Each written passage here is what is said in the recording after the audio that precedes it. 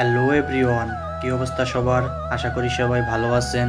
তো guys, finally আবারও India যাচ্ছি। তো এবার ইন্ডিয়া যাওয়ার রিজন হচ্ছে ডক্টর দেখানো। তো গাইস, আমি 1.5 মাস হয়েছে ইন্ডিয়া থেকে এসেছি। তো আবারও যাব ইন্ডিয়া। তো ডাক্তার 2 মাস পর দেখা করতে বলেছে। তো অলরেডি 1.5 মাস হয়ে গেছে। তো গাইস, এখন সব কিছু প্যাকিং করতে হবে, কারণ ভোর হলেই আমাকে বাসা থেকে বেরিয়ে যেতে হবে। তো সকালবেলা একদম ভোর হলেই বেরিয়ে যাব, আর এবার বেশি দিন থাকা হবে না গাইস।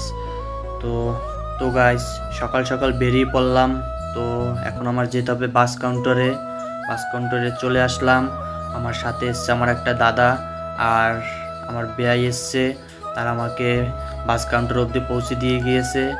তো আমার এখন টিকিট কাটতে হবে। তো গাইস, টিকিট কাটা হয়ে গিয়েছে, উঠে পড়লাম বাসে। তো বাস একদমই ফাঁকা গাইস। তো সামনে থেকে লোক উঠবে। তো এখান থেকে মনে হচ্ছে আমি একাই যাব। তো গাইস, আমি আগুলজারা বাস স্ট্যান্ড থেকে বাসে উঠছি। এটা হচ্ছে বরিশালে গাইস। তো আমার বাসা বরিশাল। তো শরীরটা খুবই ক্লান্ত লাগতেছে গাইস। ভোর 3টায় উঠেছি, আর 2 দিন ধরে চোখে ঘুম নেই, একদমই চিন্তায়। তো গাইস, ভিউটা অসাম, দেখার মতো একটা ভিউ গাইস। আর সুন্দর সুন্দর ভিউ দেখলে আমার মনটা সত্যি খুব ভালো হয়ে যায়। তো শরীরটা খুবই টায়ার্ড, আর এদিকে আমার পাশের সিটে ভাবছি একটা মেয়ে বসবে। তো গাইস, কিছু করার নাই, কপাল খারাপ। তো কিছু করার নেই গাইস। আর শরীরটা খুবই ক্লান্ত লাগতেছে গাইস, দেখেই বুঝতে পারতেছেন। তো আমি চলে আসলাম অলরেডি, আর বর্ডারে দেখাতে পারলাম না গাইস, বর্ডারে ফোন অ্যালাউ না। তো চলে আসলাম বাড়ির কাছাকাছি।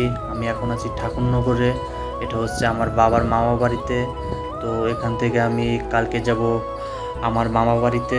তো গাইস, কালকেও একটা ভ্লগ হবে, আর সবাই একটু সাপোর্ট করলে এরকম নতুন নতুন ভ্লগ আসবে। আর guys, be very for that, সবসময় পাশে থাকবেন, আর সবাই ভালো থাকবেন, সুস্থ থাকবেন। নমস্কার সবাইকে।